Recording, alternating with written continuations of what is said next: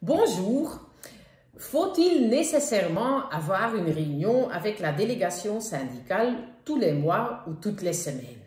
Bonjour, je suis Manu. Bonjour, je suis Sophie. Nous nous sommes associés sous le nom de Social Dialogue Network. Et notre mission, c'est d'assister les employeurs qui veulent investir dans un bon climat social. Faut-il nécessairement avoir une réunion avec la délégation syndicale chaque semaine ou chaque mois? Ça, c'est la question d'aujourd'hui. Parce que Manu, on constate que sur le terrain, il y a beaucoup de questions à ce sujet-là. En effet, la question est de savoir où est-ce qu'on peut trouver la solution. Je pense que pour le conseil d'entreprise et le CPPT, c'est tout clair. Il faut faire une réunion tous les mois. Mais est-ce que c'est la même chose pour la délégation syndicale? C'est la question auquel on devra trouver la réponse, et il n'y a pas de texte très clair à ce sujet.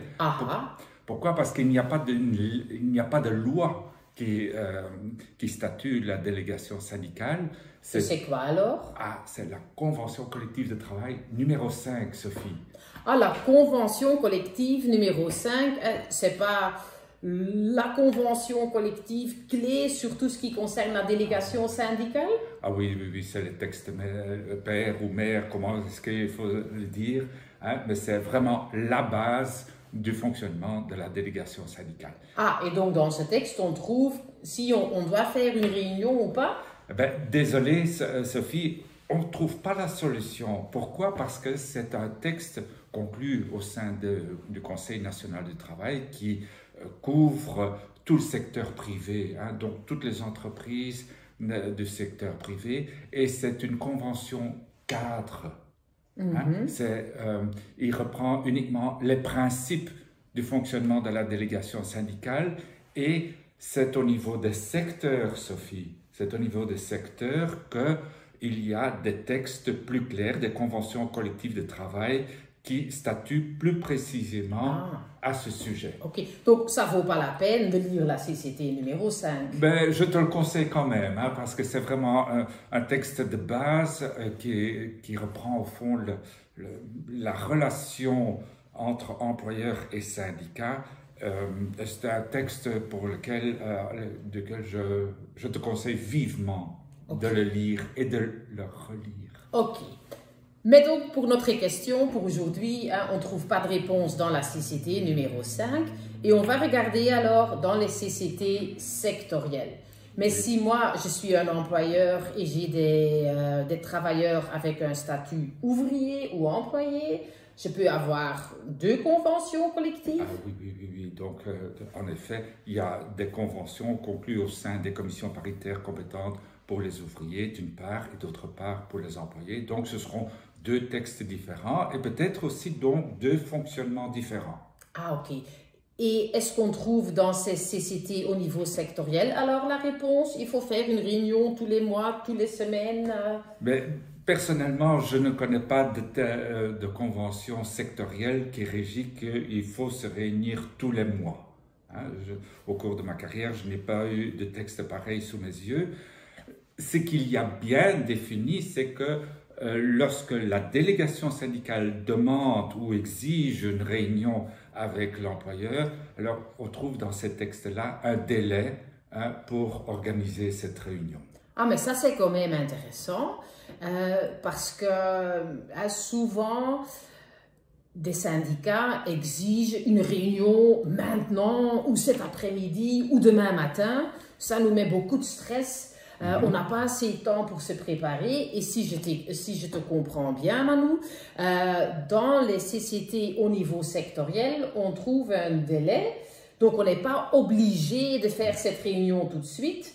Ce texte nous donne la possibilité de éventuellement faire une réunion 2 jours après, 3 jours après. Et donc, on a la possibilité de bien nous préparer. Aussi bien nous, mais aussi bien les syndicats alors. Mais c'est la bonne nouvelle d'aujourd'hui. Ça c'est la bonne nouvelle, en effet.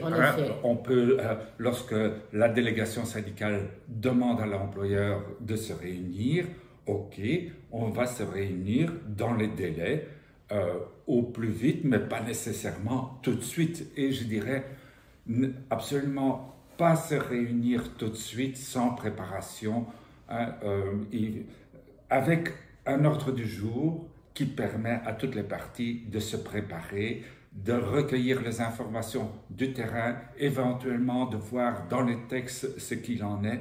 Donc, c'est une garantie de temps de préparation. Ok, ça c'est déjà une super nouvelle. Mais je reviens à notre question, parce que la question c'était, hein, est-ce qu'on doit avoir une réunion mensuelle avec la délégation syndicale toutes les semaines ou tous les mois? On a déjà constaté, hein, au niveau interprofessionnel dans la CCT numéro 5, il n'y a rien à ce sujet. Si on regarde au niveau sectoriel, hein, il y a bien marqué quelque chose sur le délai qu'on est obligé de faire une réunion si les syndicats le demandent. Mais on ne trouve pas quelque chose, hein, dans le genre, il faut faire une réunion tous les mois. Alors, est-ce qu'il y a d'autres sources, Manu? Éventuellement qu'il y a un accord au niveau de l'entreprise, hein, soit sous forme d'une convention collective de travail, soit sous forme d'un accord formalisé ou pas formalisé, mais qui n'a pas pris la forme d'une convention collective de travail. Là, en effet, il pourrait y avoir une source pour dire on se réunit tous les mois. Mais à ma connaissance, il y a très peu d'entreprises qui ont formalisé cette périodicité de réunion. C'est plutôt une tradition, mais pas vraiment un accord à ce sujet. Ok.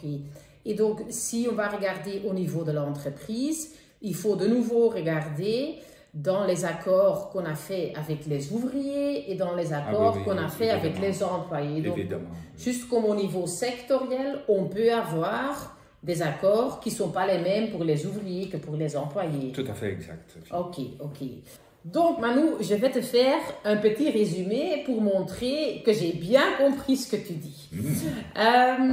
Si je veux savoir s'il y a une obligation pour faire des réunions mensuelles avec la délégation syndicale, ça ne vaut pas la peine d'aller regarder dans la CCT numéro 5. Hein, ça vaut la peine de le lire, mais pas pour ce sujet. Après, je vais regarder dans les CCT au niveau sectoriel. Et je regarde bien dans les CCT ouvriers et dans les CCT pour les employés. Si je trouve rien dans ces CCT-là, je vais regarder au niveau de l'entreprise et je regarde est-ce qu'il y a un accord avec les délégations syndicales, ouvriers ou employés. Et ces accords peuvent être juste mis dans un rapport d'une réunion avec la délégation syndicale, mais ça peut aussi se trouver dans une convention collective de travail au niveau de l'entreprise. Exact. Donc ça pour les sources. Et si je trouve rien là, il y a encore aussi la possibilité qu'il y a le coutume dans l'entreprise de faire une réunion peut-être tous les semaines, tous les mois. Mais à ce moment, tu m'as conseillé de travailler l'agenda, hein, de bien travailler l'ordre du jour pour s'assurer que tous les sujets qu'on discute, hein, c'est bien des sujets délégation syndicale. Et si à un moment le nombre de sujets diminue, moi je peux toujours proposer à la délégation syndicale de diminuer le nombre de réunions. C'est ça. Et avec encore une petite remarque, dans la plupart des CCT au niveau sectoriel, on trouve aussi un article qui prévoit que si les syndicats exigent une réunion urgente, qu'on a bien le temps de se préparer, qu'on ne doit pas nécessairement faire ça tout de suite, mais qu'on a un délai de 8 jours, 10 jours, 15 jours selon le secteur, pour faire la réunion. Donc on a le temps pour se préparer. Est-ce que j'ai bien retenu ça? Grande distinction. Ok. Bon. Au revoir. Au revoir et à la prochaine fois.